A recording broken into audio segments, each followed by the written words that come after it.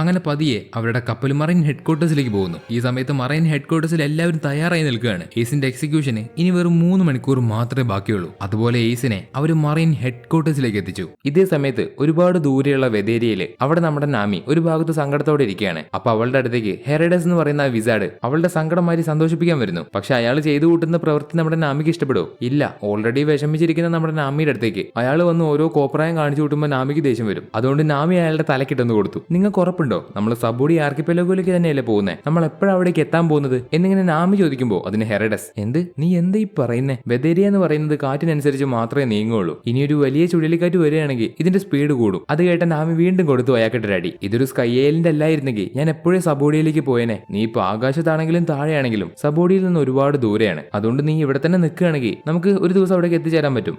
എനിക്ക് അത്രയും സമയമൊന്നും കളയാനില്ല. എത്രയും പെട്ടെന്ന് എനിക്ക് എന്റെ ക്രൂവിനെ കാണണം എന്ന് പറഞ്ഞ് നാമി പറയുമ്പോ എന്നാ ശരി നമുക്ക് താഴെ പോവാം. എന്തായാലും ഞാൻ എന്റെ റിസർച്ചിന്റെ ഫണ്ട് തൊലയ്ക്കാൻ തീരുമാനിച്ചു. അത് ഇനി എന്തായാലും നിനക്ക് വേണ്ടിയാവാം എന്ന് പറഞ്ഞ് ഹെറഡസ് പറയുമ്പോൾ അത് കേട്ട് നാമി അതിശയിച്ചു പോയി. കാരണം താഴേക്ക് പോകാൻ പറ്റില്ല എന്നാണ് നാമി വിചാരിച്ചു വെച്ചത്. ഇപ്പൊ ഹെറഡസ് വെതേരിയിലുള്ള ഒരു ഷിപ്പിന്റെ അടുത്തേക്ക് നാമിയെ വിളിച്ചുകൊണ്ട് പോകുന്നു. ഈ വെതേരിയിലുള്ള ആൾക്കാർക്ക് ട്രാവൽ ചെയ്യാനുള്ള ഒരു ഷിപ്പ്, ഒരു എയർ ബലൂൺ പോലെയുള്ള ഒരു സെറ്റപ്പ്. അതിൽ കയറി നാമി ഹെറഡസും താഴെ നിലത്തുള്ള ഒരു വരണ്ട സ്ഥലത്തേക്ക് എത്തി. ആ സ്ഥലത്തുള്ള ആൾക്കാരുടെ പ്രത്യേകത അവർ വെള്ളമില്ലാതെ ബുദ്ധിമുട്ടിക്കൊണ്ടിരിക്കുകയാണ്. ഇപ്പൊ അവിടെ എത്തിയ ഹെറഡസ് അവിടെയുള്ള ആൾക്കാരോട് അവരുടെ സാഹചര്യം മാറ്റി തരാന്ന് പറഞ്ഞു. അതായത് ആ സ്ഥലത്തേക്ക് മഴ കൊണ്ടുവരാന്ന്. പുള്ളിക്കാരൻ എന്നിട്ട് അവർ വന്ന എയർ ബലൂണിൽ ഒരു മെക്കാനിസം ഉണ്ട്. ആ മെക്കാനിസം അയാൾ ഓണാക്കി. അത് ഓണാക്കിയതോടെ അതിന്റെ അകത്തുണ്ടായിരുന്ന ഒരുപാട് ക്ലൗഡ് പുറത്തേക്ക് വരാൻ തുടങ്ങി. ആ ക്ലൗഡ് കൂടി ചേർന്ന് ഒരു വലിയ ക്ലൗഡായിട്ട് മാറി. അങ്ങനെ അതിന്റെ അകത്തുനിന്ന് മഴ പെയ്യുന്നു. ആ സ്ഥലം മുഴുവൻ മഴ പെയ്യുന്നു. വെള്ളം കിട്ടാതെ ബുദ്ധിമുട്ടിക്കൊണ്ടിരുന്ന ആൾക്കാർക്ക് ഒരുപാട് വെള്ളം കിട്ടി. വറ്റി വരണ്ട ഭൂമിയിൽ ഒരുപാട് വെള്ളം നിറഞ്ഞു. അതുകൊണ്ട് നമ്മുടെ നാമിക്കാവട്ടെ ഒരുപാട് സന്തോഷമായി. അവൾ ഇത് കണ്ടതോടെ അവൾക്ക് കൂടുതൽ ഇൻട്രസ്റ്റ് ആയി. കാരണം നമ്മുടെ നാമിയുടെ ജോലി എന്താ? നാവിഗേഷൻ. നാമിക്ക് വെതറിനെ കുറിച്ച് ഒരുപാട് കാര്യങ്ങൾ അറിയണം. അവൾക്ക് അതിനെപ്പറ്റി പഠിക്കാനാണ് കൂടുതൽ താല്പര്യം. അതുകൊണ്ട് നാമി ഹെറഡസിനോട് പറയും, ഞാൻ പോകുന്നില്ല, ഞാൻ നിങ്ങളുടെ കൂടെ നിൽക്കാൻ പോവാണ്. എനിക്ക് വെതറിന്റെ സയൻസിനെ കുറിച്ച് പഠിക്കാൻ താല്പര്യമുണ്ട്. സബോഡി ആർക്കിപ്പെലോഗിലേക്ക് പോകുന്ന വഴിക്ക് വെച്ച് നിങ്ങൾ എന്നെ പഠിപ്പിച്ചാൽ മതി. അവിടേക്ക് എത്താൻ എന്തായാലും ഒരുപാട് സമയം എടുക്കുമല്ലോ. അതുകൊണ്ട് ആ സമയത്ത് നിങ്ങൾ എന്നെ പഠിപ്പിച്ചു തന്നാൽ മതി.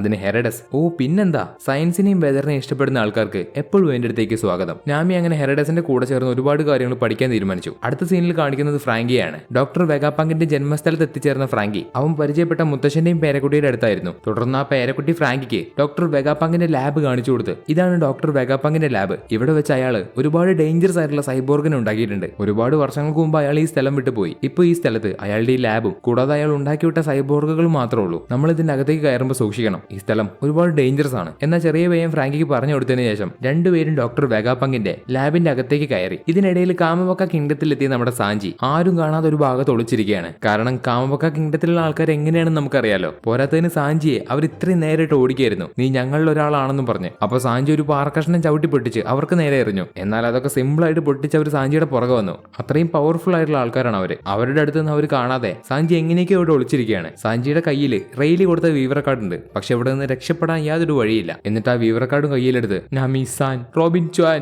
എനിക്ക് അവരെ ഇനി എപ്പോഴാ കാണാൻ പറ്റുക എന്ന് പറഞ്ഞ് സാഞ്ചി അവിടെ വെച്ച് അലർന്നു. അപ്പൊ അവിടെ തന്നെയുള്ള കാമബക്ക കിങ്ഡത്തിന്റെ കാസലില് അവിടെയുള്ള എല്ലാവരും ഒന്നിച്ചു ചേർന്നു. എന്നിട്ട് ആ കൂട്ടത്തിലുള്ള അവരുടെ ലീഡർ ഈ ഐലൻഡിൽ വരുന്നവര് അവരാരാണെന്ന് സ്വയം അംഗീകരിക്കണം. അവനെ കൊണ്ടത് പറ്റുന്നില്ലെങ്കിൽ നമുക്ക് അവനെ സഹായിക്കാം. എങ്ങനെയാ? അവന് നല്ല പവർ ഉണ്ടോ? ഹേയ്, അത്ര വലിയ പവർ ഒന്നുമില്ല. പിന്നെ അവന്റെ ചവിട്ട് അത്യാവശ്യം കുഴപ്പമില്ല. എന്നാ നമുക്ക് കാമബക്ക കിങ്ഡത്തിന്റെ ആ മെത്തേഡ് ഉപയോഗിക്കാം എന്ന് പറഞ്ഞാൽ ലീഡർ ചിരിക്കുന്നു. ഇപ്പൊ നമ്മുടെ സാഞ്ചി പിടി കൊടുക്കാതെ ഓടിക്കൊണ്ടിരിക്കുകയാണ്. അവന്റെ പുറകെ തന്നെ കാമബക്ക കിങ്ഡത്തിലുള്ള എല്ലാവരും ഉണ്ട്. ഈ നാറികൾ എന്തിനാ എന്റെ പുറകെ വരുന്നേ? ഇവർക്കൊന്നും വേറെ പണിയില്ലേ എന്ന് പറഞ്ഞ് സാഞ്ചി ഓടി വന്ന് കാമബക്ക കിങ്ഡത്തിന്റെ കൊട്ടാരത്തിലേക്ക് കയറി. അതിന്റെ അകത്ത് വെച്ച് അവനെ പിടിക്കാൻ വേണ്ടി ഒരുപാട് ആൾക്കാരുണ്ട്. അവസാനം സാഞ്ചി ആ ലീഡറിന്റെ അടുത്തേക്ക് എത്തി. നിങ്ങൾ ആരാന്ന് പറയാ? ഇവിടുത്തെ ക്വീൻ ആണോ? എന്തിനാ എന്നെ പിടിക്കാൻ വരുന്നത്? അത് കേട്ട അവര്, ക്വീൻ?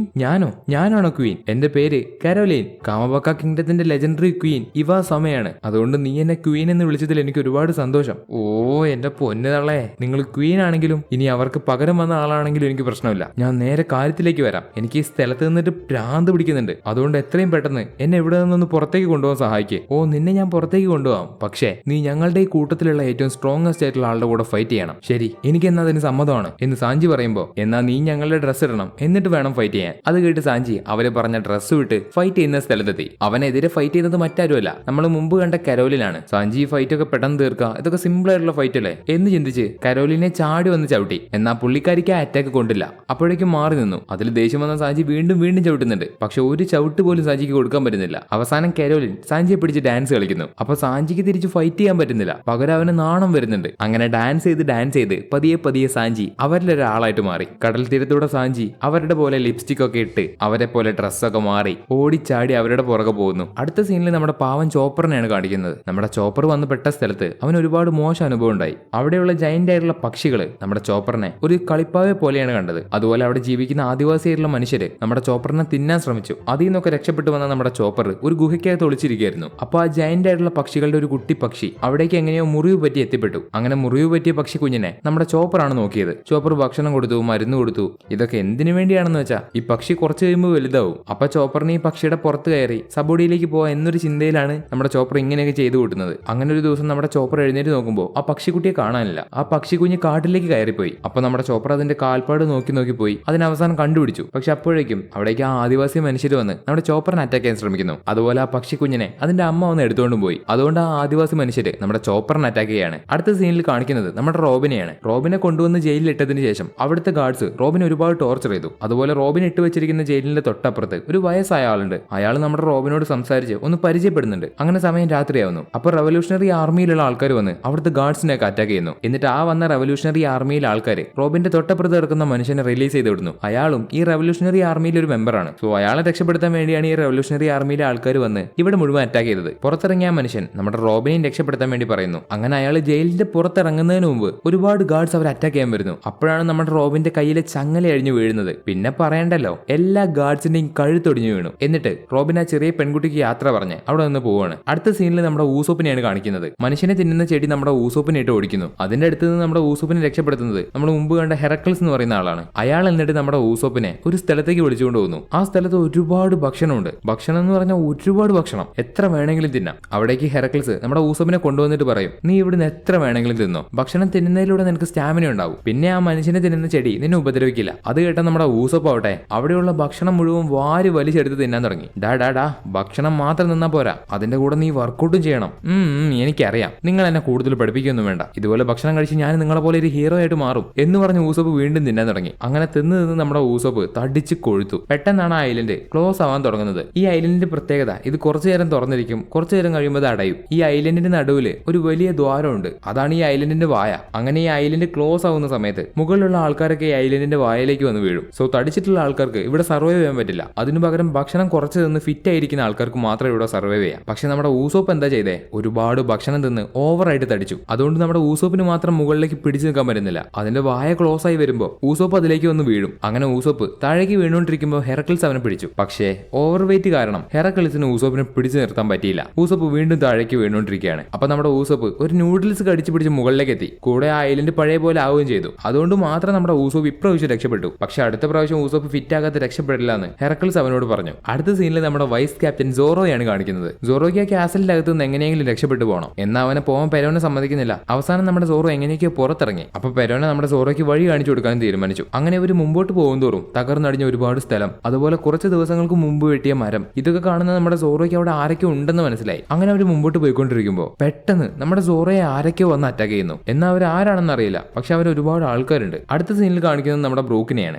ബ്രൂക്കിനെ ആരാധിക്കുന്ന ആൾക്കാർ അവനെ വിട്ട് പോകുന്നേ ഇല്ല. കാരണം ഈ ഐലൻഡിന് ഒരു പ്രശ്നമുണ്ട്. ലോങ് ആം ട്രൈബ് എന്ന് പറയുന്ന ഒരു ട്രൈബ് വന്ന് ഇവിടെയുള്ള സാധനങ്ങൾ, അവരുടെ സ്വത്ത്, കൂടാതെ പുരുഷന്മാരെ, സ്ത്രീകളെ എല്ലാവരെയും ഈ ലോങ് ആം ട്രൈബ് വന്ന് പിടിച്ചുകൊണ്ട് പോകും. അങ്ങനെ പതിയെ ഈ ഐലൻഡ് ഒരു ദാരിദ്ര്യത്തിലേക്ക് എത്തി. അവർക്ക് കഴിക്കാൻ ഒരു തുള്ളി ഭക്ഷണം പോലും ഇല്ല. തുടർന്ന് അവരെല്ലാ ദൈവത്തിനെയും വിളിച്ചു പ്രാർത്ഥിച്ചു. പക്ഷെ ഒരു കാര്യമില്ല. അതുകൊണ്ടാണ് അവർ ബ്ലാക്ക് മാജിക് ചെയ്യുന്നത്. അവർ സാത്താനെ, കിങ് ഓഫ് ദ ഡെവിളിനെ വിളിച്ചുകൊണ്ടിരിക്കുന്ന സമയത്താണ് നമ്മുടെ ബ്രൂക്ക് അവിടേക്ക് വന്ന് ചാടിയത്. സാത്താൻ സമ, നിങ്ങളാണ് ഞങ്ങളുടെ ആകെയുള്ള ഒരു പ്രതീക്ഷ, ഞങ്ങളെ എങ്ങനെയെങ്കിലും രക്ഷിക്ക്, ഞങ്ങൾക്കെതിരെ നിൽക്കുന്ന ലോങ് ആം ട്രൈബിനെ ശപിക്ക്, അവരെ കൊന്നുകള, ഞങ്ങൾക്ക് വേണ്ടി അത് ചെയ്യ്, ഞങ്ങൾ കാല് പിടിക്കാം എന്നിങ്ങനെ അവര് ബ്രൂക്കിനോട് പറഞ്ഞുകൊണ്ടിരിക്കുമ്പോഴാണ് പുറത്ത് വീണ്ടും ലോങ് ആം ട്രൈബ് വന്നത്. അവര് വന്ന് ഈ ഐലൻഡിലെ അവസാനത്തെ പെണ്ണിനെ കൂടെ പിടിച്ചോണ്ട് പോകും. അത് കണ്ട് അവിടെയുള്ള ആൾക്കാർ ഒന്നും ചെയ്യുന്നില്ല. അവര് ബ്രൂക്കിന്റെ അടുത്തേക്ക് വന്ന്, സാത്താൻ സമ, അവർക്ക് ശിക്ഷ കൊടുക്ക്, ഞങ്ങളെ രക്ഷിക്ക്. ഇത് കേട്ട നമ്മുടെ ബ്രൂക്ക് അവരെ സഹായിക്കാൻ തീരുമാനിച്ചു. എന്നിട്ട് ബ്രൂക്ക് ഒരു മ്യൂസിക് തയ്യാറാക്കുന്നു. ഈ മ്യൂസിക് തയ്യാറാവുന്നതോടെ നിങ്ങളുടെ എല്ലാ പ്രശ്നവും മാറും എന്ന് പറഞ്ഞ് ബ്രൂക്ക് ആ മ്യൂസിക് ഉണ്ടായിക്കൊണ്ടിരിക്കുകയാണ്. ഇതേ സമയത്ത് നമ്മുടെ ലൂഫി കപ്പലിന്റെ മുൻഭാഗത്തിരുന്ന് മറൈൻ ഫോർട്ടിലേക്ക് എത്താൻ കാത്തിരിക്കുകയാണ്. അപ്പൊ ജീംബെ ലൂഫിയോട്, ലൂഫി, എയ്സിന്റെ അടുത്ത് നിന്ന് ഞാൻ നിന്നെപ്പറ്റി ഒരുപാട് കേട്ടിട്ടുണ്ട്, നീയും അവനും ഒരുമിച്ച് എപ്പോഴും വഴിയിലൂടെ ഓടുന്നു. അതെ, എയ്സും ഞാനും എപ്പോഴും ഒരുമിച്ചായിരുന്നു എന്ന് പറഞ്ഞ് ലൂഫി ആ പഴയ പാസ്റ്റിലേക്ക് പോകുന്നു. ഒരുമിച്ച് ഭക്ഷണം കഴിക്കുന്നത്, ഒരുമിച്ച് ഉറങ്ങുന്നത്. ലൂഫി എയ്സിനെ തല്ലാൻ പോകുമ്പോൾ അത് കറക്റ്റ് എയ്സിന്റെ ബോഡിയിൽ കൊള്ളില്ല. ലൂഫിയുടെ കൈ വളഞ്ഞും തിരിഞ്ഞൊക്കെ ആവും പോകുന്നത്. അപ്പൊ എയ്സ് ലൂഫിയുടെ കൈ പിടിച്ച് എടുത്ത് അടിക്കവനെ. ഡാ ചെള്ളി ചെറുക്ക, നീ ഇപ്പോഴും എന്നെ തോൽപ്പിക്കുന്നതിന്റെ അടുത്ത് പോലും എത്തിയിട്ടില്ല. ഈ കാര്യം ആലോചിച്ചെടുക്കുന്ന ലൂഫി ചീംബയോട് പറയും, ഞാൻ കടലിലേക്ക് വരുന്നതിന്റെ 3 വർഷങ്ങൾക്ക് മുമ്പാണ് എയ്സ് കടലിലേക്ക് വന്നത്. അന്ന് എയ്സ് ഒരു ഡബിൾ ഫ്രൂട്ട് പോലും തിന്നിട്ടില്ല. എന്നിട്ടും എനിക്ക് അവൻ ഒരു പ്രാവശ്യം പോലും തോൽപ്പിക്കാൻ പറ്റിയിട്ടില്ലായിരുന്നു. ഇതേ സമയത്ത് എയ്സിനെ എക്സിക്യൂഷൻ ഗ്രൗണ്ടിന്റെ സ്റ്റെപ്പ് വരെ കൊണ്ടുവന്ന് നിർത്തി. ഇപ്പൊ ലോകത്തിലുള്ള മുഴുവൻ ആൾക്കാർ സംസാരിക്കുന്നത് ഈ ഒരു എക്സിക്യൂഷനെ കുറിച്ചാണ്. എനിക്ക് തോന്നുന്നില്ല അയാൾക്ക് അത് ചെയ്യാൻ പറ്റുമെന്ന്. ഇത്രയും വയസ്സായില്ലേ, അയാൾ ഇനി എങ്ങനെ രക്ഷപ്പെടുത്താൻ വരാനാണ് എന്ന് പറഞ്ഞ ഒരാൾ പറയുമ്പോൾ മറ്റൊരാൾ പറയും, ഒന്ന് പോടാ, ഗ്രേറ്റ് പൈററ്റ് ഇറക്കി മുമ്പുണ്ടായിരുന്ന ആളാണ് അയാൾ. അപ്പൊ അവിടെ ന്യൂസ് പേപ്പർ വായിച്ചുകൊണ്ടിരുന്ന ഒരു ലേഡി, നിങ്ങളെന്ത് മണ്ടത്തരവ് പറയുന്നേ, മറൈൻ ഹെഡ് ക്വാർട്ടേഴ്സിൽ അവർ ഇത്രയും ഫോഴ്സ് നിർത്തിയിട്ടുണ്ടെങ്കിൽ അതിന് ഒരേ ഒരു കാരണമുള്ളൂ. ഞാൻ എന്തായാലും ഉറപ്പിച്ചു പറയാം, വൈറ്റ് ബിയർഡ് എന്തായാലും വരും. ഇപ്പൊ ഈസ്റ്റ് ബ്ലൂവിലുള്ള ജനങ്ങൾ, അയാൾ വേറൊരു ഏറയിൽ ഉണ്ടായിരുന്ന പൈററ്റ് അല്ലേ, അയാളെ കൊണ്ട് എന്തെങ്കിലും ചെയ്യാൻ പറ്റുമോ? ഒന്നും ചെയ്യാൻ പറ്റില്ല. മറൈൻ ഫോർഡ് ആരെ കൊണ്ടും അറ്റാക്ക് ചെയ്യാൻ പറ്റില്ല. അത് കേട്ടൊരു വയസ്സായ ആൾ പറയും, അത് സത്യമല്ല മോളെ. ഏകദേശം 20 വർഷങ്ങൾക്ക് മുമ്പ് ഷിക്കി എന്ന് പറയുന്ന ഒരു പൈററ്റ്, ദ ഗോൾഡ് ലയൺ, അയാൾ മറൈൻ ഫോർഡിലേക്ക് ഇടിച്ചു കയറി. അന്ന് അവൻ അവിടെ നിന്ന് തിരിച്ചു പോകുമ്പോൾ മറൈൻ ഫോർഡ് പകുതിയോളം നശിച്ചിരുന്നു. പക്ഷേ ഈ പ്രാവശ്യം അത് അതിനേക്കാൾ മോശമായിട്ട് മാറും. ഇനി ആര് ജയിച്ചാലും തോറ്റാലും കുഴപ്പമില്ല, പക്ഷെ ഒരുപാട് പേര് മരിച്ചു പോകും. എന്റെ ഒരു അഭിപ്രായത്തില് അയാൾ വരാതിരിക്കുന്നതാണ് നല്ലത്. ഇങ്ങനെ ലോകത്തിലുള്ള മുഴുവൻ ആൾക്കാരും ഈ ഒരു ഫൈറ്റിനെ കുറിച്ചാണ് ചർച്ച ചെയ്യുന്നത്. ഇപ്പൊ മറൈൻ ഹെഡ് ക്വാർട്ടേഴ്സിലൊന്നും ഒരൊറ്റ മനുഷ്യൻ പോലും ഇല്ല. അവരൊക്കെ ഓൾറെഡി അവിടെ നിന്ന് മാറ്റി. സബോഡി ആർക്കിപ്പെലഗോയിലുള്ള ജനങ്ങൾ മുഴുവൻ ഒന്നിച്ചു ചേർന്ന് ഈ എക്സിക്യൂഷൻ ലൈവ് ആയിട്ടൊരു മോണിറ്ററിൽ കണ്ടുകൊണ്ടിരിക്കുകയാണ്. ഒരു വലിയ 3 മോണിറ്ററിൽ അവർക്ക് ഈ എക്സിക്യൂഷൻ കാണാൻ പറ്റും. ഇപ്പൊ മറൈൻ ഹെഡ് ക്വാർട്ടേഴ്സിൽ സെങ്കോക്കുവിന്റെ മുമ്പിലുള്ള ഗാർപ്പ് ടേബിളിലേക്ക് ആഞ്ഞടിച്ചിട്ട് പറയും, എനിക്ക് അതിനോട് യോജിക്കാൻ പറ്റില്ല. ഇതിന്റെയൊക്കെ ആവശ്യമുണ്ടോ? ഈ പബ്ലിക് എക്സിക്യൂഷൻ ഒരു സാധാരണ പൈററ്റിന്റെ എക്സിക്യൂഷൻ അല്ല, അതുകൊണ്ട് ഇത് അത്യാവശ്യമാണ്. അത് കേട്ട് ഗാർപ്പ് അവിടെ നിന്ന് തിരിഞ്ഞു പോകുമ്പോൾ, ഈ കാര്യത്തിൽ നിനക്ക് ഉത്തരവാദിത്തമുണ്ട്. ഇതിനൊക്കെ ഒരേ ഒരു കാരണക്കാരൻ നീയാണ്, അത് നീ മറക്കണ്ട ഗാർപ്പ്. അത് കേട്ട ഗാർപ്പ് അവിടെ ദേഷ്യത്തോടെ അവിടെ നിന്ന് പോകുന്നു. ഇപ്പൊ മറൈൻ ഫോർഡിലെ എല്ലാ നേവി ഓഫീസേഴ്സും ഈ ഒരു എക്സിക്യൂഷന്റെ തിരക്കിലാണ്. ലോകത്തിലുള്ള 10,000 നേവി ഓഫീസേഴ്സ് ഇപ്പൊ ഫൈറ്റിന് വേണ്ടി തയ്യാറായി നിൽക്കുകയാണ്. അതുപോലെ മറൈൻ ഫോർഡിന് ചുറ്റും 50 ഷിപ്പ്, പലതരം പീരങ്കികൾ, കൂടാതെ 7 വാർലോഡ്സിലെ ഗെക്കോ മോരിയ, ബാർത്തലോമിയോ കൂമ, ഡോൺ കിഹോത്തെ ദോ ഫ്ലമിംഗോ, ഡ്രാക്യൂൾ മീഹോക്ക്, ബോവ ഹാൻകോക്ക്, ഇവർ 5 പേരും എക്സിക്യൂഷൻ ഗ്രൗണ്ടിന് തൊട്ട് താഴെ നിരന്നു നിൽക്കുന്നു. ഇവർക്കൊക്കെ അപ്പുറം നേവിയുടെ പവർ എന്നറിയപ്പെടുന്ന 3 അഡ്മിറൽസ്, 1 ഔക്കിജി കൂസാൻ, 2 അക്കൈനു സകാസുക്കി, 3 കിസാറു ബോർസലിനോ. ഇവർ 3 പേര് എക്സിക്യൂഷൻ ഗ്രൗണ്ടിന്റെ തൊട്ട് താഴെ നിരന്നിരിക്കുന്നു. ചുറ്റും 10,000 കണക്കിന് സോൾജിയേഴ്സ്. എല്ലാവരും വൈറ്റ് ബിയർഡിനെ തടഞ്ഞു നിർത്താൻ വേണ്ടിയാണ്. അയാളെ എയ്സിനെ രക്ഷപ്പെടുത്താൻ വരുമ്പോൾ തടഞ്ഞു നിർത്താൻ വേണ്ടി ഇവിടെ എയ്സിനെ എക്സിക്യൂഷൻ ഗ്രൗണ്ടിലേക്ക് പതിയെ കൂട്ടിക്കൊണ്ടുവരുന്നു. അപ്പൊ എയ്സിന്റെ മനസ്സിൽ പണ്ടവൻ ലൂഫിയോട് പറഞ്ഞ കാര്യമാണ് ഓർമ്മ വരുന്നത്. നമ്മളൊരു ദിവസം കടലിലേക്ക് വരും, നമുക്ക് ഇഷ്ടമുള്ളതുപോലെ ജീവിക്കാൻ, മറ്റാരെക്കാളും സ്വാതന്ത്ര്യത്തോടെ. ഇത് ചിന്തിച്ചെടുക്കുന്ന എയ്സ് പതിയെ എക്സിക്യൂഷൻ ഗ്രൗണ്ടിലേക്ക് നടന്നു പോകുന്നു. നമ്മുടെ ലൂഫിയും ടീമും finally the gate of justice കണ്ടു. അത് മറൈൻ ഫോർഡിലേക്ക് കടക്കാനുള്ള ഗേറ്റ് ഓഫ് ജസ്റ്റിസ്. ഈ ഗേറ്റ് ഓഫ് ജസ്റ്റിസ് തുറക്കാതെ ഇവർക്ക് മറൈൻ ഫോർഡിലേക്ക് എത്താൻ പറ്റില്ല. മുമ്പ് ആ നേവി ഓഫീസർ വിളിച്ചു പറഞ്ഞ കാര്യം നമ്മുടെ ജീംബെ ഇപ്പോൾ ഓർക്കുന്നുണ്ട്. ഇവരിനി എങ്ങനെ മറൈൻ ഫോർഡിലേക്ക് എത്തും നമുക്കറിയില്ല. ഇപ്പൊ എയ്സ് പതിയെ എക്സിക്യൂഷൻ ഗ്രൗണ്ടിലേക്ക് നടന്നു വരുന്നു. അവനെ ഇപ്പൊ എല്ലാവർക്കും കാണാൻ പറ്റുന്നുണ്ട്. അപ്പൊ അവനെ കാണുന്ന നേവി ഓഫീസേഴ്സ്, ഇവനാണത്, ഇവൻ കാരണമാണ് ഇപ്പൊ ഇത്രയും വലിയൊരു വാർ നടക്കാൻ പോകുന്നത്, ഇവൻ കാരണം ലോകത്തിന്റെ വിധി തന്നെ മാറാൻ പോവാണ് എന്നിങ്ങനെ അവർ പറയുമ്പോൾ എയ്സിനെ എക്സിക്യൂഷൻ ഗ്രൗണ്ടിൽ കൊണ്ടുവന്ന് നിർത്തി ലോക്ക് ചെയ്തു. അവന്റെ 2 സൈഡിലുമായിട്ട് അവനെ കൊല്ലാൻ വേണ്ടി 2 ഗാർഡ്സ് ഉണ്ട്. അവരാണ് എയ്സിന്റെ എക്സിക്യൂഷൻ നടപ്പിലാക്കാൻ പോകുന്നത്. ഇതേ സമയത്ത് അവിടേക്ക് ഗാർപ്പും സെങ്കോക്കും നടന്നു വരുന്നുണ്ട്. ഗാർപ്പ്, ഞാൻ അവരോട് എല്ലാം പറയും, അങ്ങനെയാണെങ്കിൽ ശരി, ഞാൻ താഴത്തെ ഡൗൺ സ്റ്റെയർസിലേക്ക് പോവാ എന്ന് പറഞ്ഞ് ഗാർപ്പ് ഡൗൺ സ്റ്റെയറിലേക്ക് പോകുന്നു. സെങ്കോക്കു അവിടെ എയ്സിന്റെ അടുത്തേക്ക്. ഇപ്പൊ സെങ്കോക്കു എയ്സിന്റെ അടുത്തേക്ക് വരേണ്ട ആവശ്യമില്ല, പക്ഷെ എന്തോ ഒരു വലിയ കാര്യം പറയാൻ എയ്സിന്റെ അടുത്തേക്ക് സെങ്കോക്കു വന്നു. സെങ്കോക്കു എന്നിട്ട് ഒരു ട്രാൻസ്പോണ്ടർ സ്നൈൽ കയ്യിലെടുത്തു. എന്നിട്ട് അവിടെയുള്ള എല്ലാവരോടുമായിട്ട് പറയും, സെങ്കോക്കു ഇപ്പൊ പറയുന്ന കാര്യം അവിടെയുള്ള ആൾക്കാർ മാത്രമല്ല, ലോകത്തിലുള്ള മുഴുവൻ ആൾക്കാരും കാണും, അവരറിയും. എനിക്ക് നിങ്ങളോട് എല്ലാവരോടുമായിട്ട് ഒരു കാര്യം പറയാനുണ്ട്. പോർത്തുഗസ് ഡി എയ്സ്, ഇന്ന് അവന്റെ മഹത്തായ മരണം നടക്കാൻ പോകുന്നു. എയ്സ്, ഇവരോട് നിന്റെ അച്ഛന്റെ പേരെന്താന്ന് പറയാം. അത് കേട്ട ലോകത്തിലുള്ള ജനങ്ങൾക്കൊന്നും മനസ്സിലാവില്ല. ഇപ്പൊ ഈ സമയത്ത് അവന്റെ അച്ഛന്റെ പേര് പറയേണ്ട ആവശ്യം എന്താ എന്നാണ് ലോകത്തിലുള്ള ജനങ്ങൾ മുഴുവൻ ചിന്തിക്കുന്നത്. ഇവിടെ എയ്സ് പറയുന്നത്, എന്റെ അച്ഛൻ വൈറ്റ് ബിയർഡ് ആണ്. അല്ല, അതേ അയാളാണ്, വൈറ്റ് ബിയർഡ് മാത്രമാണ് എന്റെ അച്ഛൻ എന്ന് പറഞ്ഞ് എയ്സ് ദേഷ്യപ്പെടുമ്പോ സെങ്കോക്കു പറയും, ഞങ്ങൾ നിന്നെ കണ്ടുപിടിക്കാൻ വേണ്ടി ഞങ്ങളുടെ കണ്ണ് തുറന്നു വെച്ചൊരു സമയമുണ്ടായിരുന്നു. കാരണം ആ ഐലൻഡിലെ ആ മനുഷ്യന്റെ ഒരു കുട്ടി ഉണ്ടാവുമെന്ന് ഞങ്ങൾ അറിഞ്ഞു. സൈഫർ പോളിന്റെ അടുത്ത് നിന്ന് ഞങ്ങൾക്ക് കിട്ടിയ നിർദ്ദേശപ്രകാരം ഞങ്ങൾ അന്ന് ജനിച്ച എല്ലാ കുട്ടികളെയും ചെക്ക് ചെയ്തു, കൂടാതെ ജനിക്കാൻ പോകുന്ന കുട്ടികളെയും അവരുടെ അമ്മമാരെയും. പക്ഷെ ഞങ്ങൾക്ക് നിന്നെ കണ്ടുപിടിക്കാൻ പറ്റിയില്ല. അതിൽ പ്രത്യേകിച്ച് അതിശയിക്കാനൊന്നുമില്ല. നിന്റെ അമ്മ അവരുടെ ജീവൻ പോലും നോക്കാതെ നിന്നെ ചുമന്നോണ്ട് നടന്നു. സൗത്ത് ബ്ലൂവില് ബറ്റലെറ എന്ന് പറയുന്ന ഒരു ഐലൻഡ് ഉണ്ട്. അവിടെ ഉണ്ടായിരുന്ന നിന്റെ അമ്മയുടെ പേരാണ് പോർത്തുഗസ് ഡി റൂഷ്. അവൾ ചെയ്ത കാര്യം പ്രകൃതിക്ക് പോലും അംഗീകരിക്കാൻ കഴിയാത്ത കാര്യമാണ്. അതും അവളുടെ സ്വന്തം കുഞ്ഞിനു വേണ്ടി. അവൾ അവളുടെ കുഞ്ഞിനെ 20 മാസം വയറിൽ ചുമന്നുകൊണ്ട് നടന്നു. എന്നിട്ട് അവൾ ആ കുഞ്ഞിന് ജന്മം കൊടുത്തതിന് ശേഷം അവൾക്ക് അവളുടെ ആരോഗ്യം നഷ്ടപ്പെട്ടു. അങ്ങനെ അവള് അവിടെ വെച്ച് മരിച്ചു. അച്ഛന്റെ മരണശേഷം 1 വർഷവും 3 മാസവും കഴിഞ്ഞ് ആ കുട്ടി ജനിച്ചു. ലോകത്തിലെ ഏറ്റവും ഹീനനായിട്ടുള്ള മനുഷ്യന്റെ രക്തത്തിൽ അത് നീയാണ്, നിനക്കത് തീർച്ചയായിട്ടും അറിയും എന്ന് പറഞ്ഞ് സെങ്കോക്കു എയ്സിനെ നോക്കുമ്പോൾ എയ്സ് ഒരു മാതിരി ആവുന്നുണ്ട്. എയ്സിന്റെ മുഖത്ത് മുഴുവൻ ദേഷ്യമാണ്. ആ പേരൊരിക്കലും സെങ്കോക്കു പറയരുതെന്നാണ് എയ്സിന്റെ ആഗ്രഹം. അപ്പൊ തൊട്ടപ്പുറത്ത് നിൽക്കുന്ന ഗാർപ്പ് പണ്ട് നടന്നൊരു കാര്യം ഓർക്കുന്നു. ജയിലിന്റെ അകത്തുള്ള ഒരു പ്രിസണർ ഗാർപ്പിനോട് പറയും, ജനിക്കാത്തൊരു കുട്ടിയുടെ മേലെ മേലെ അവർക്ക് പഴി ചുമത്താൻ കഴിയില്ല. ഗാർപ്പ്, എനിക്ക് ശേഷം എന്റെ മോനെ നോക്കണേടാ. ഈ ഒരു കാര്യം ഗാർപ്പ് മനസ്സിൽ ഓർത്തു നിൽക്കുമ്പോ തൊട്ടപ്പുറത്ത് സെങ്കോക്കു, നിന്റെ അച്ഛനാണ് the king of the pirate Gold D Roger. അത് കേട്ട് ചുറ്റും കൂടി നിൽക്കുന്ന ആൾക്കാര് ഒരു സെക്കൻഡിന് ധരിച്ചുപോയി. ലോകത്തിലുള്ള മുഴുവൻ ആൾക്കാരും അത്ഭുതപ്പെട്ടു പോയി. അവരൊന്നും ഒരിക്കലും ഇത് പ്രതീക്ഷിക്കാത്തൊരു കാര്യമാണ്. ഗോൾഡി റോജറിന് ഒരു മകൻ, അതും ഫയർ ഫിസ്റ്റ് എയ്സ്. ഈ വാർത്ത എഴുതിയെടുക്കുന്ന ആൾക്കാരുടെ കൈ വരെ വിറച്ചുപോയി. King of the pirate Gol D റോജറിന്റെ ബ്ലഡ് ലൈൻ ഇപ്പോഴും ജീവനോടെ ഉണ്ടെന്ന് അറിഞ്ഞിട്ട് ഒരുപാട് പേര് ഇത് കേട്ട് ഷോക്കായി. മറ്റു പല ആൾക്കാർ ഇതൊരു നല്ല കാര്യമായിട്ടാണ് കാണുന്നത്. കാരണം ഗോൾഡി റോജർ എന്ന് പറയുന്ന ഏറ്റവും വലിയ ക്രിമിനലിന്റെ മകൻ മരിച്ചു പോകണമെന്ന് അറിയുമ്പോൾ കുറച്ചു പേർക്ക് സന്തോഷമാവുന്നുണ്ട്. കുറച്ചു പേർക്ക് ഇത് ഫുള്ള് ത്രില്ലിംഗ് ആയിട്ടുള്ള കാര്യമാണ്. ലൂഫി എയ്സിന്റെ ബ്രദർ ആണെന്ന് ഇതിനു മുമ്പ് അറിയുന്ന കോബി, ഹെൽമിപ്പോ, അതുപോലെ ബോവ ഹാൻകോക്ക്, ഇവർക്കൊക്കെ ഇത് കേട്ടപ്പോ ലൂഫി എയ്സും തമ്മിൽ ബ്ലഡ് റിലേഷൻ അല്ല എന്നുള്ള കാര്യം മനസ്സിലായി. ഇപ്പൊ ഗാർപ്പിന് പണ്ട് പാസ്റ്റിൽ നടന്ന കാര്യം ഓർമ്മ വരുന്നു.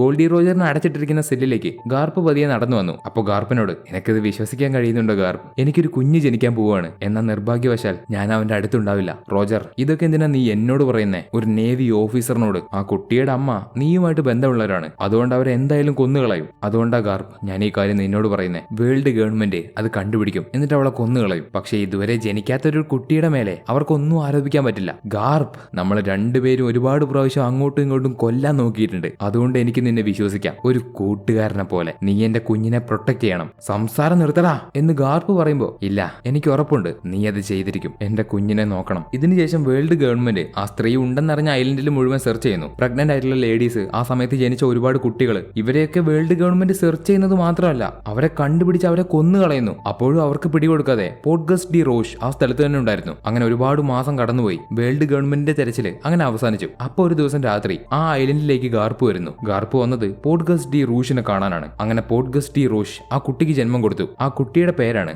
എയ്സ്. ഗോൾഡി റോജർ തെരഞ്ഞെടുത്ത പേര് ഗോൾഡി എയ്സ്. തുടർന്ന് വൈകാതെ തന്നെ റോഷ് മരിച്ചു. അപ്പൊ ഗാർപ്പ് ആ കുട്ടിയെ എടുത്ത് ആ ഐലൻഡ് വിട്ടു പോകുന്നു. ഗാർപ്പ് അവിടുന്ന് വരുന്നത് ഒരു സ്ഥലത്തുള്ള ഡഡൻ എന്ന് പറയുന്ന ഒരു ലേഡിയെ കാണാനാണ്. അവരുടെ അടുത്തേക്ക് എത്തിയ ഗാർപ്പ് ആ കുട്ടിയെ നോക്കണമെന്ന് പറഞ്ഞു കൊടുത്തു. അത് ആരുടെ കുട്ടിയാണെന്നൊന്നും ഗാർപ്പ് പറയുന്നില്ല. തുടർന്ന് വർഷങ്ങൾക്ക് ശേഷം ഗാർപ്പ് ലൂഫിയും കൊണ്ട് ഡഡന്റെ അടുത്തേക്ക് വരുന്ന വഴിക്ക് വെച്ച് ലൂഫി, ഡഡൻ അതാരാ? നീ ഇന്നു മുതൽ ഇനി ജീവിക്കാൻ പോകുന്നത് അവരുടെ കൂടെയാണ്. അടങ്ങി ഒതുങ്ങിയിരിക്കണം, ഒരു പ്രശ്നം ഉണ്ടാക്കരുത് എന്ന് പറഞ്ഞ് ഗാർപ്പ് ലൂഫി അവിടെ കൊണ്ടുവന്നാക്കി. ഈ പാസ്റ്റിൽ നടന്ന കാര്യം ഗാർപ്പ് ഓർത്തെടുക്കുമ്പോ ഗാർപ്പ് ഇപ്പൊ സങ്കടപ്പെടുന്നുണ്ട്. ഇപ്പൊ സെങ്കോക്കു വീണ്ടും തുടരും. നീ നിന്റെ അമ്മയുടെ പേര് ഉപയോഗിച്ച് ഈ കടലിലേക്ക് വന്നു, സ്പെയ്ഡ് പൈററ്റ്സിന്റെ ക്യാപ്റ്റൻ ആയിട്ട്. ഞങ്ങൾക്ക് മുമ്പ് തന്നെ നിന്നെ വൈറ്റ് ബേർഡ് കണ്ടുപിടിച്ചു. എന്നിട്ട് നിന്നെ അടുത്ത കിങ് ഓഫ് ദ പൈററ്റ് ആക്കാൻ വേണ്ടി തന്റെ എതിരാളിയുടെ മകനെ അയാൾ കൂടെ ചേർത്തു. അല്ല, ഒരിക്കലും അല്ല. ഞാൻ ആ ഷിപ്പിൽ കയറിയത് എന്റെ അച്ഛനെ കിങ് ആക്കാൻ വേണ്ടിയാണ്. ഇല്ല, നീ ഒഴികെ അതാരും വിശ്വസിക്കില്ല. സത്യത്തിൽ നീ അയാളുടെ കൂടെ ആയതുകൊണ്ടാണ് ഞങ്ങൾക്ക് നിന്നെ പിടിക്കാൻ പറ്റാതിരുന്നത്. നീ വൈറ്റ് ബിയർഡിന്റെ പ്രൊട്ടക്ഷനിലായിരുന്നു. ഞങ്ങൾ നിന്നെ വെറുതെ വിട്ടാ നീ അടുത്ത കിങ് ആയിട്ട് മാറും. അതുകൊണ്ടാണ് ഇന്ന് നിന്നെ കൊല്ലാൻ പോകുന്നത്.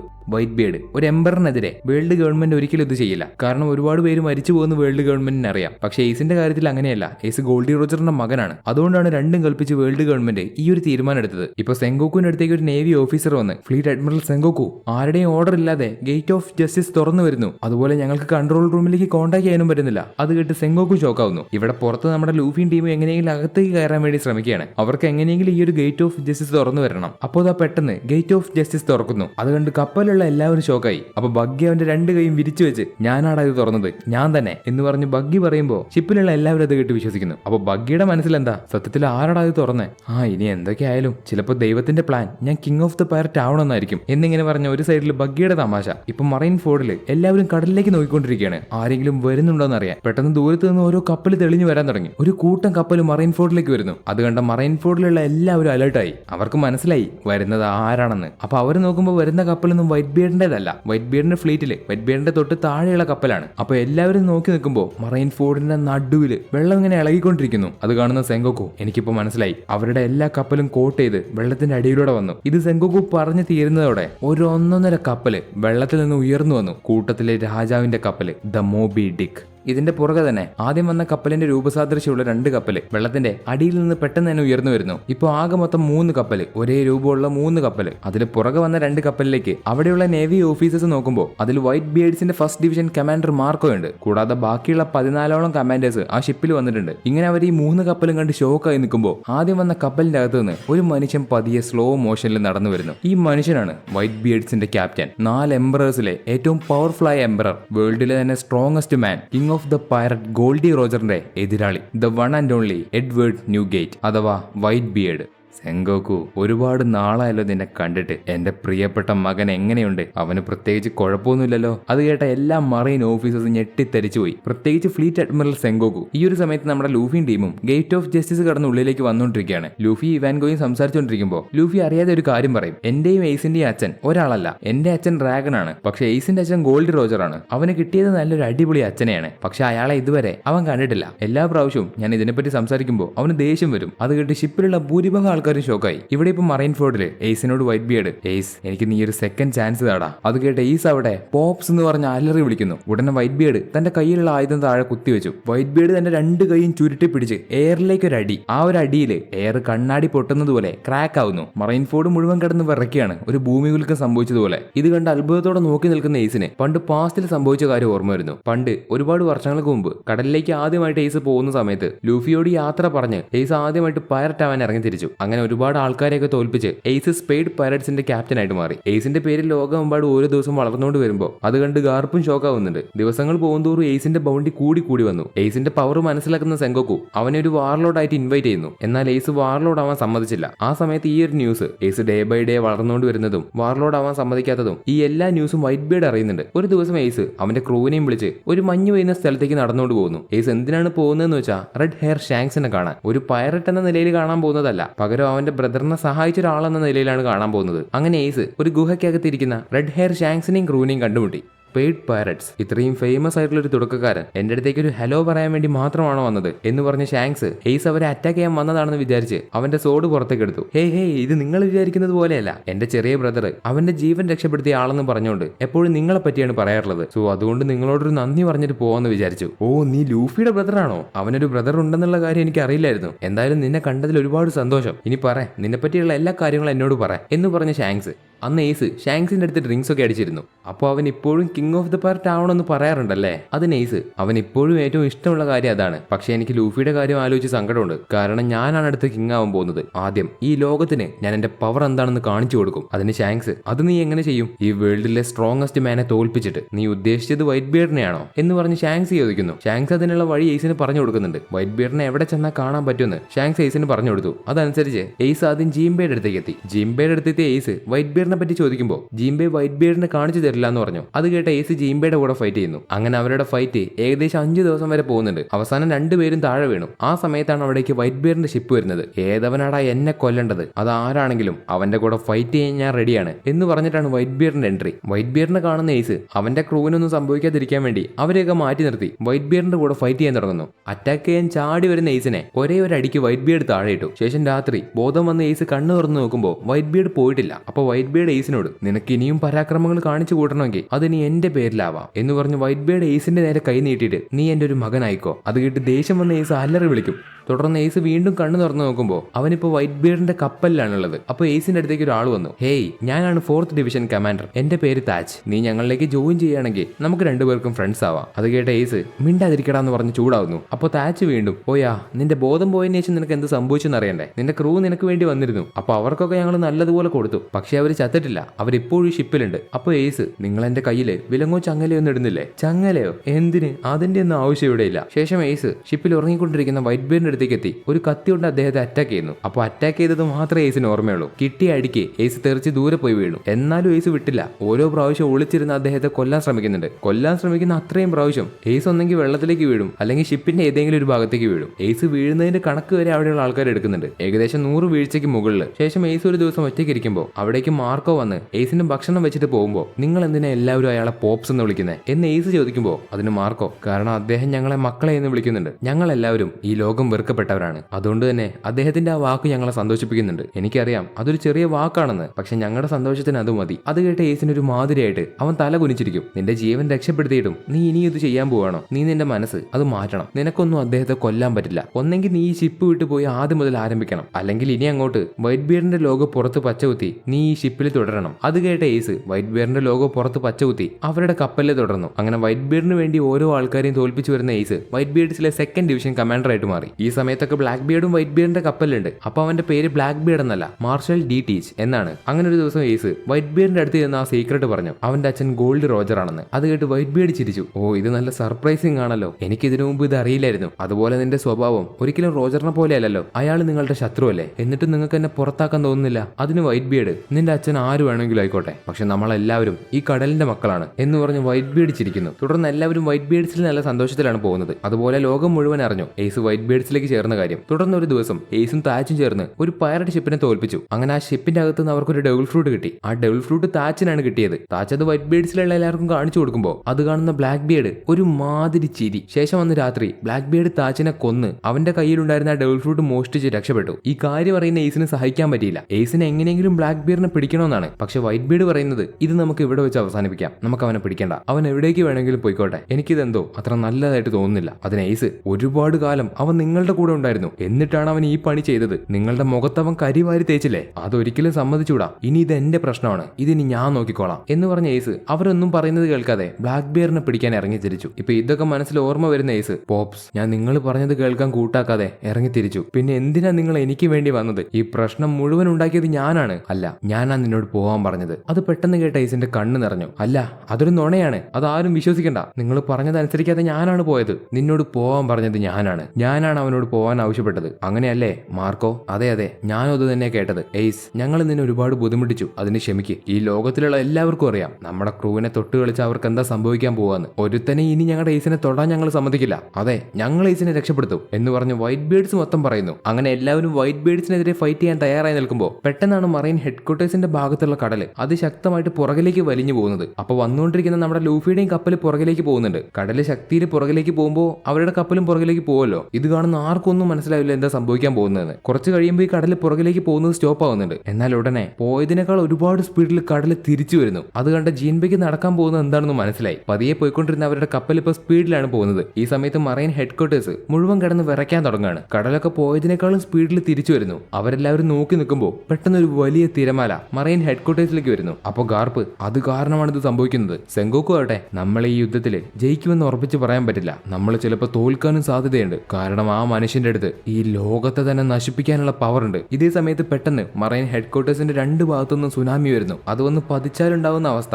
അവിടെയുള്ള സോൾജേഴ്സിലെ പകുതിയോളം ആൾക്കാരും തോറ്റുപോകും. പെട്ടെന്നാണ് അഡ്മിറൽ കൂസാൻ ചാടി എഴുന്നേറ്റ് ആ വന്നുകൊണ്ടിരിക്കുന്ന സുനാമിയെ ഐസാക്കി മാറ്റി. ശേഷം കൂസാൻ വൈറ്റ് ബിയർഡിനെ അറ്റാക്ക് ചെയ്യുന്നു. എന്നാൽ വൈറ്റ് ബിയർഡ് കൈമടക്കി എയറിലൊരു പഞ്ച്. കൂസാൻ തകർന്ന് കടലിലേക്ക് വീണു. അങ്ങനെ കടലിലേക്ക് വീണ കൂസാൻ പെട്ടെന്ന് കടല് മുഴുവൻ ഫ്രീസ് ആക്കി. അതോടെ വൈറ്റ് ബിയർഡ്സിന്റെ കപ്പൽ മുഴുവൻ കടലിൽ ഫ്രീസ് ആയി നിന്നു. അത് കണ്ട എല്ലാ മറൈൻ സോൾജേഴ്സും വൈറ്റ് ബിയർഡ്സിനെ അറ്റാക്ക് ചെയ്യുന്നുണ്ട്. എന്നാൽ അപ്പോഴും ആ മനുഷ്യനൊരു കുലുക്കമില്ല. എന്തു വന്നാലും ഞാൻ കുലുങ്ങില്ല എന്ന് പറഞ്ഞൊരു നൃത്തമുണ്ട്. അപ്പോൾ വൈറ്റ് ബിയർഡ്സിലെ കമാൻഡേഴ്സും ക്രൂ മെമ്പേഴ്സും എല്ലാവരും ഷിപ്പിൽ നിന്ന് ചാടി ഇറങ്ങി ഫൈറ്റ് ചെയ്യാൻ വേണ്ടി ഓടി വരുന്നു. അങ്ങനെ അവസാനം നടക്കരുതെന്ന് വിചാരിച്ച ഫൈറ്റ് ആരംഭിച്ചു. അപ്പോൾ ഡ്രാക്യൂൾ മീഹോ കളത്തിലേക്ക് ഇറങ്ങുന്നുണ്ട്. അത് കണ്ട് എല്ലാവരും അവനെ തന്നെ നോക്കുന്നു. കാരണം ഡ്രാക്യൂൾ മീഹോക്ക് അങ്ങനെ ഇങ്ങനെയൊന്നും ഫൈറ്റ് ചെയ്യാറില്ല. ഇപ്പൊ വൈറ്റ് ബിയർഡ്സിലെ സോർട്സ്മാൻ അവനെ കണ്ട് എനിക്ക് ഇവനെ എപ്പോഴെങ്കിലും ഒന്ന് കാണണമെന്നുണ്ടായിരുന്നു. ലോകത്തിലെ ഒട്ടുമിക്ക സോർട്സ്മാനും ഇവന്റെ കൂടെ ഫൈറ്റ് ചെയ്യണമെന്ന് ആഗ്രഹമുണ്ട്. കാരണം ഇവനാണ് ലോകത്തിലെ സ്ട്രോങ്ങസ്റ്റ് എന്നറിയപ്പെടുന്നത്. അപ്പൊ മീഹോക്ക് തന്റെ സോഡ് പുറത്തേക്ക് എടുക്കുമ്പോൾ അത് കാണുന്ന ടഷിങ്കി, അതാണ് ബ്ലാക്ക് സോഡ് ദ നൈറ്റ്, ലോകത്തിലെ 12 ഹയസ്റ്റ് ഗ്രേഡ് സോഡ്സിലെ ഒരു സോഡ്. ഉടനെ മീഹോക്ക് അവന്റെ സോഡ് കൊണ്ട് വൈറ്റ് ബിയർഡിനെ അറ്റാക്ക് ചെയ്തു. എന്നാൽ ആ അറ്റാക്ക് വൈറ്റ് ബിയർഡിന് കൊണ്ടില്ല. കാരണം വൈറ്റ് ബിയർഡ്സിലെ 3rd division commander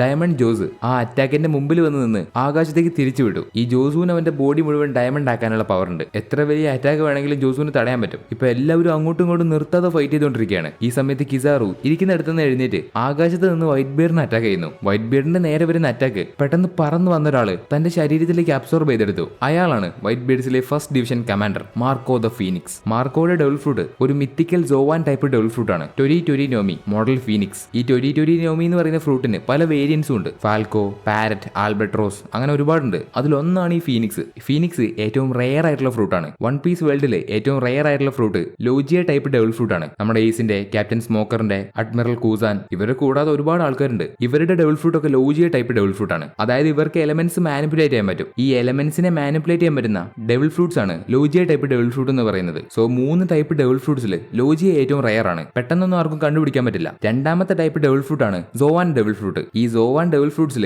mythical type devil fruits വേറെയുണ്ട്. സോവാൻ ടൈപ്പ് ഡെവിൾ ഫ്രൂട്ട് യൂസേഴ്സിന്റെ പ്രത്യേകത അവർക്കൊരു ആനിമൽ അല്ലെങ്കിൽ ഒരു ക്രീച്ചർ ആയിട്ട് മാറാൻ പറ്റും. നമ്മുടെ ചോപ്പർ, അതുപോലെ അഡ്മിറൽ സെങ്കോക്കു, പിന്നെ CP9 റോബ് ലുച്ചി, അതുപോലെ ഒരുപാട് ആൾക്കാരുണ്ട്. ഇവരൊക്കെ യൂസ് ചെയ്യുന്നത് സോവാൻ ടൈപ്പ് ഡബിൾ ഫ്രൂട്ട് ആണ്. ഇതിൽ പ്രത്യേകിച്ച് സെങ്കോക്കു, റോബുലുച്ചി, അതുപോലെ നമ്മുടെ മാർക്കോ ഇവരൊക്കെ യൂസ് ചെയ്യുന്നത് മിത്തിക്കൽ ടൈപ്പ് ഡബിൾ ഫ്രൂട്ട് ആണ്. ഈ മിത്തിക്കൽ ടൈപ്പ് ഡബിൾ ഫ്രൂട്ട് സാധാ സോവാൻ ഡബിൾ ഫ്രൂട്ടിനെ പോലെയല്ല. Normal Zoan type devil fruit use ചെയ്ത് ഒരു അനിമൽ ആവാനേ പറ്റുള്ളൂ. പക്ഷെ mythical type Zoan devil fruit use ചെയ്താൽ അവർക്ക് മിത്തിക്കൽ ക്രീച്ചേഴ്സ് ആവാൻ പറ്റും. ഡ്രാഗൺ, ഫീനിക്സ്, അതുപോലെ ആൻഷ്യന്റ് ആയിട്ടുള്ള ക്രീച്ചേഴ്സ്, ഗോഡ് അങ്ങനെയുള്ള രൂപത്തിലേക്ക് മാറാൻ പറ്റും. ഇതിൽ ഞാൻ പറഞ്ഞു വന്നത് ഏറ്റവും റെയർ ആയിട്ടുള്ള ലോജിയേക്കാളും റെയർ ആണ് മാർക്കോയുടെ മിത്തിക്കൽ ടൈപ്പ് ഡബിൾ ഫ്രൂട്ട്. ഇനി മൂന്നാമത്തെ ടൈപ്പ് ഡബിൾ ഫ്രൂട്ട് ആണ് പാരമീസിയ ടൈപ്പ് ഡബിൾ ഫ്രൂട്ട്. ഈ ഒരു ടൈപ്പ് ഡബിൾ ഫ്രൂട്ട് ആണ് വൺ പീസ് വേൾഡിൽ ഏറ്റവും കോമൺ ആയിട്ട് കണ്ടുവരുന്നത്. എല്ലാവർക്കും പെട്ടെന്ന് കിട്ടുന്നതായിട്ടുള്ള ഡബിൾ ഫ്രൂട്ട് ഈ ഡബിൾ ഫ്രൂട്ട് ആണ്. പാരമീസിയ ടൈപ്പ് ഡബിൾ ഫ്രൂട്ട് യൂസ് ചെയ്യുന്നവർക്ക് വൈബ്രേഷൻ, പോയിസൺ, അതുപോലെ ഒരു വിധം ഡിസ്റ്റൻസ് കീപ്പ് ചെയ്തവർക്ക് എന്ത് വേണമെങ്കിലും ചെയ്യാൻ പറ്റും. നമ്മുടെ ലൂഫി, വൈറ്റ് ബിയർഡ്, അതുപോലെ മജല്ലൻ, സബോഡിയിൽ വെച്ച് കണ്ടല്ലോ കിഡ്, നമ്മുടെ ബോവ ഹാൻകോക്ക് ഇവരുടെതൊക്കെ പാരമീസിയ ടൈപ്പ് ഡബിൾ ഫ്രൂട്ട് ആണ്.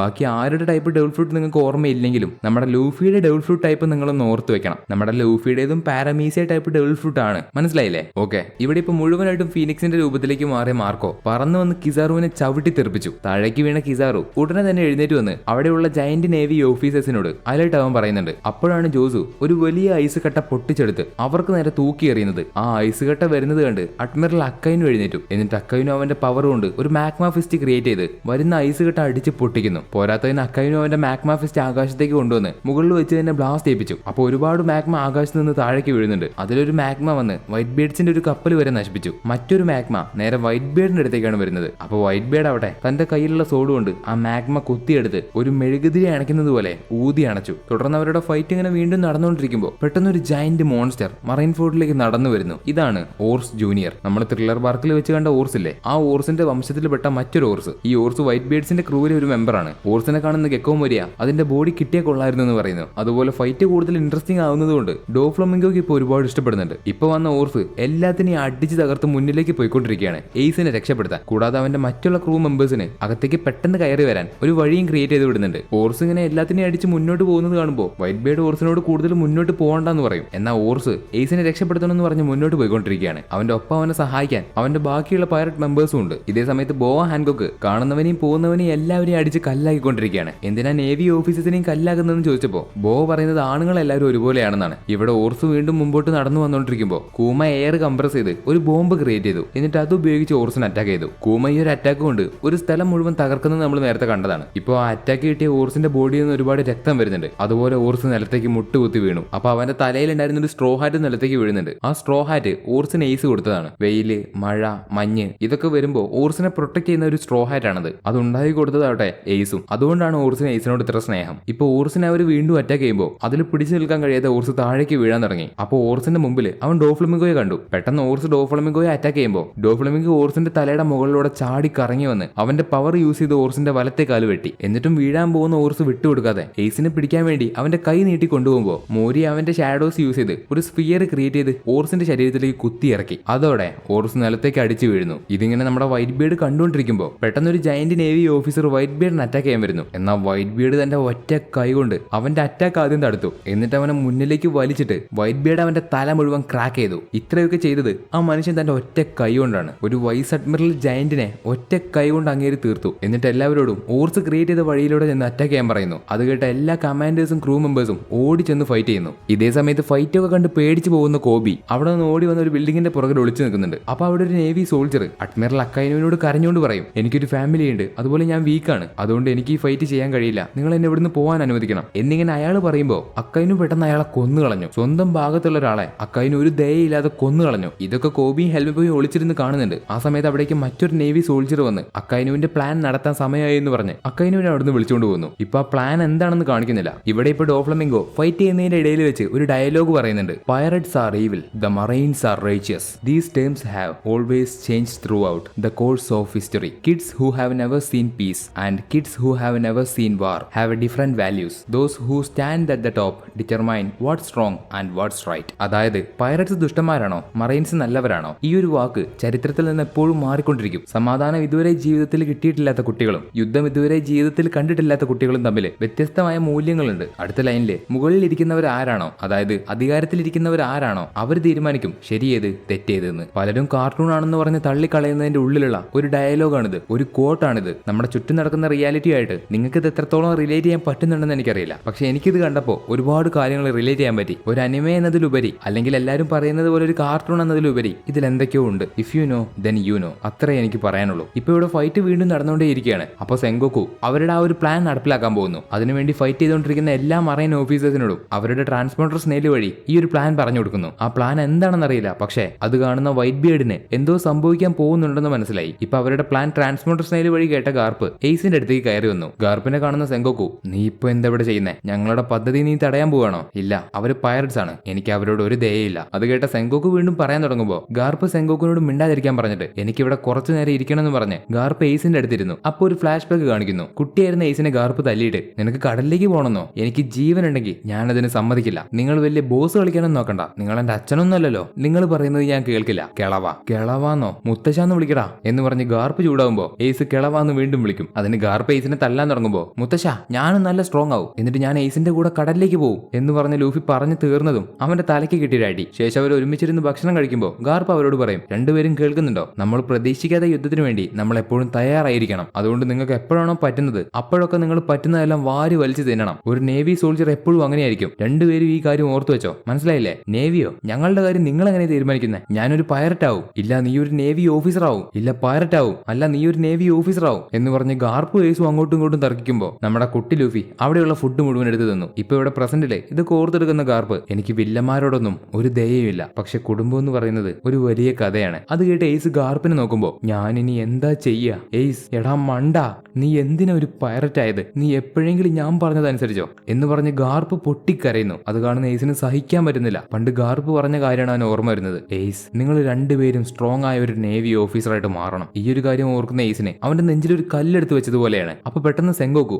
ഗാർപ്പ് നീ രണ്ടാമത് എന്തെങ്കിലും ചിന്തിക്കുന്നുണ്ടെങ്കിൽ അത് ഇവിടെ വെച്ച് നിർത്തിക്കോ. എന്റെ അടുത്ത് നിന്ന് നിനക്ക് ഒരു വിട്ടുവീഴ്ച ഉണ്ടാവില്ല. അതിന് ഗാർപ്പ്, എനിക്ക് എന്തെങ്കിലും ചെയ്യാനുണ്ടായിരുന്നെങ്കിൽ അത് ഞാൻ നേരത്തെ ചെയ്തേനെ. ഇതേ സമയത്ത് ഹെൽമിപ്പോയും കോബിയും മറൈൻസിന്റെ പ്ലാനിനെ പറ്റി സംസാരിക്കുന്നുണ്ട്. അവരുടെ പ്ലാൻ എന്താന്ന് വെച്ചാൽ എയ്സിന്റെ എക്സിക്യൂഷൻ പെട്ടെന്ന് നടത്തുക. അങ്ങനെയാകുമ്പോൾ വൈറ്റ് ബീഡ് എയ്സിനെ രക്ഷിക്കാനുള്ള ചാൻസ് കുറയും. സോ എയ്സിനെ പെട്ടെന്ന് എക്സിക്യൂട്ട് ചെയ്യുന്നതാണ് അവരുടെ പ്ലാൻ. ഇങ്ങനെ കോബിയും ഹെൽമിപ്പോയും സങ്കടത്തോടെ അത് പറഞ്ഞുകൊണ്ടിരിക്കുമ്പോൾ ആകാശത്ത് നിന്ന് എന്തൊരു സാധനം പെട്ടെന്ന് താഴേക്ക് വീഴുന്നു. ആദ്യം എല്ലാവരും വിചാരിച്ചു അത് വൈറ്റ് ബീഡിന്റെ എന്തെങ്കിലും പുതിയ അറ്റാക്ക് ആയിരിക്കുമെന്ന്. എന്നാൽ അതല്ല, നമ്മുടെ ലൂഫിയും ടീമും അവരുടെ കപ്പലുമായിട്ട് ആകാശത്ത് നിന്ന് താഴേക്ക് വീഴുന്നതാണ്. ഇപ്പൊ നമ്മുടെ ബഗ്ഗി, മിസ്റ്റർ 3, ക്രോക്കോഡൈൽ, ഇവാൻഗോ, ജീംബെ, പിന്നെ നമ്മുടെ ലൂഫി ഇവരെല്ലാവരും താഴേക്ക് വീണുകൊണ്ടിരിക്കുമ്പോൾ ലൂഫി അവരോട് പറയും, ഞാനൊരു റബ്ബറാ, എനിക്ക് പ്രശ്നമൊന്നുമില്ല. അപ്പൊ മിസ്റ്റർ 3, നീ നിന്റെ കാര്യം മാത്രമേ ചിന്തിക്കുന്നുള്ളൂ, എന്തെങ്കിലും ഒന്ന് ചെയ്ത് ഞങ്ങളെ സഹായിക്കടാ. അപ്പൊ ഇവാൻഗോ, എനിക്ക് ഇങ്ങനെ മരിക്കണ്ട, ആരെങ്കിലും ഒരാൾ എന്നെ തടഞ്ഞു നിർത്തടാ, എന്ത് പണ്ടാരാടാ നാറികളെ നിങ്ങൾ ചെയ്തു വെച്ചേ എന്ന് പറഞ്ഞ് ബഗ്ഗി. അങ്ങനെ നമ്മുടെ ലൂഫി എയ്സേന്ന് അലറി വിളിച്ച് താഴേക്ക് വീണുകൊണ്ടിരിക്കുന്നു. കൂടെ തന്നെ അവന്റെ മുഴുവൻ ടീമും.